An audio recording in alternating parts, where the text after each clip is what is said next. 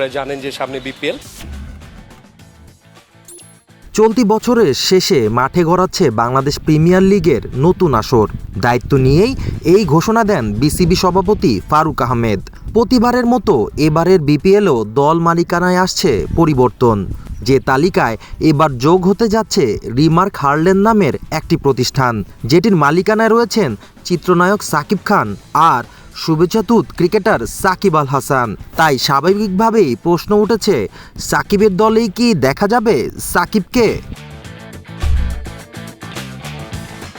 বিষয়টি এখনও নিশ্চিত না জানা গেলেও এরই মধ্যে দল গোছাতে ব্যস্ত সাকিব খানের প্রসাধনী হোম কেয়ার প্রতিষ্ঠান রিমার্ক হার্লেন। জানা গেছে ঢাকার ফ্র্যাঞ্চাইজি নিতে আগ্রহী তারা।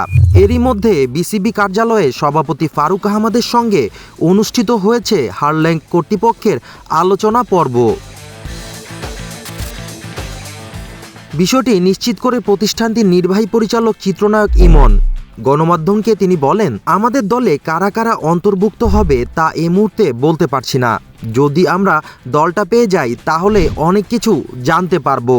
সাকিবকে তাদের দলে দেখা যাবে কিনা এমন প্রশ্নে তিনি বলেন, সাকিব আল হাসান তো ক্রিকেটের অনেক বড় ব্র্যান্ড, ওনার অন্য কোথাও কন্ট্রাক্ট আছে কি না এগুলো এই মুহূর্তে বলতে পারছি না, সময় গেলেই এটা জানা যাবে। সাকিব আল হাসান তো বাংলাদেশ ক্রিকেটের একটা বড় ব্র্যান্ড আসলে। ইমন বলেন, সামনে বিপিএল, আমরা আজ বিসিবিতে সাক্ষাৎকার নিতে এসেছিলাম।